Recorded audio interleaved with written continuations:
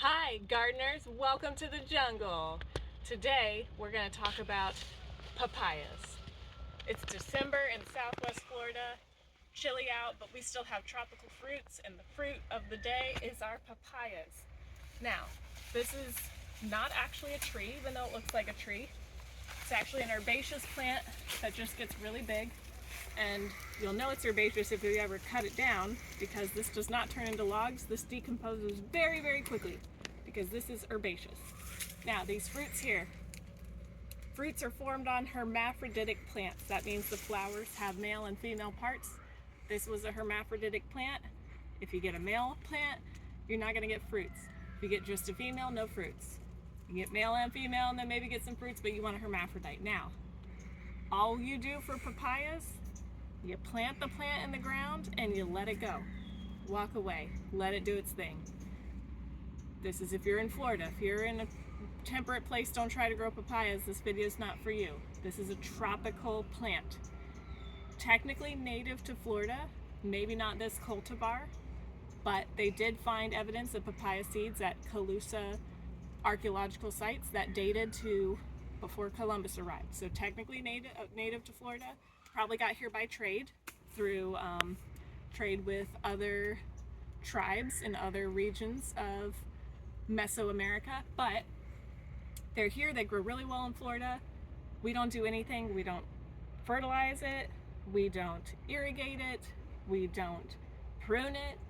It prunes itself. You can see here it had two shoots because it got killed back to the ground by a freeze last year. Freezes will kill it.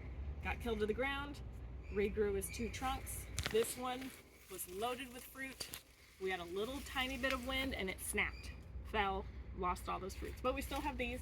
You can see this one's getting a little heavy too. It could snap. And the fruits, that one's about ready to harvest. It's starting to get ripe. And then this one will be next.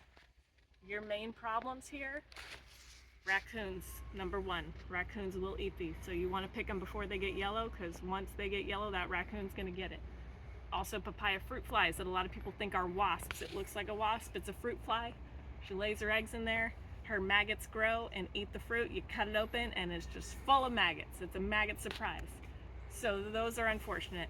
Not much you can do for that other than bag each of your fruit, which good luck climbing up there and doing that. But just know that you're going to lose some of your fruits to fruit flies. That's okay. You get plenty. So that is how you grow papayas. Very easy. Probably the easiest tropical fruit to grow. You're going to get more than you like. And if you think you don't like papayas and I don't want to grow it, I don't like papaya, I'll show you in a minute a way that you can cook them. One other problem you're going to have with them, they are a whitefly magnet. These things get so covered in whiteflies. These leaves are just covered in whiteflies. They're going to be full of whiteflies, but it seems to be producing regardless of the fact that it's covered. It's our own version of snow. It's a blizzard of whiteflies, but it's fine. So now I'm going to go inside and show you what to do with papayas, even if you think you don't like them. So we're going to go inside now.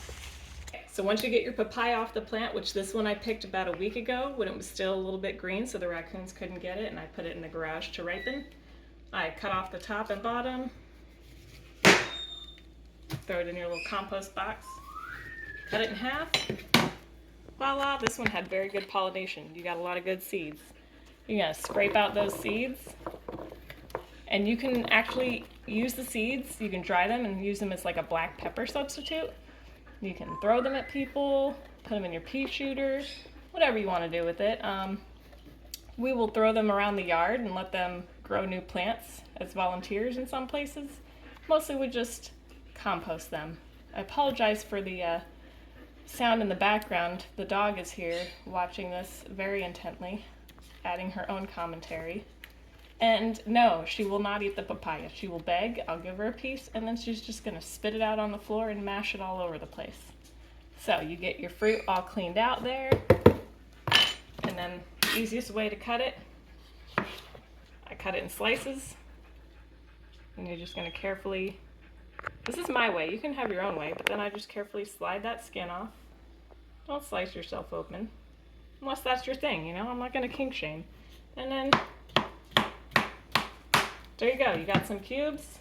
You can freeze it. It's great for smoothies. Great to freeze for smoothies. I'm gonna have that in the fridge. That's for our pets. Our pets eat it, our tortoises and our parrots, so that's gonna be their food. And then, let me rinse my hands real quick.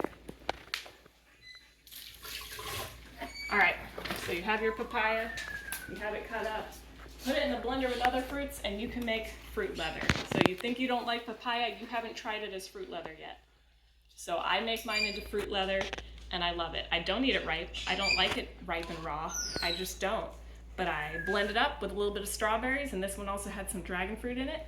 Dry it in my dehydrator, and now I have papaya, strawberry, dragon fruit leather, and everybody likes it. It's delicious. So that's your introduction to growing papayas and how to eat them, even if you think you don't like them. Hope you enjoyed it. If you did, give it a big thumbs up. Bye.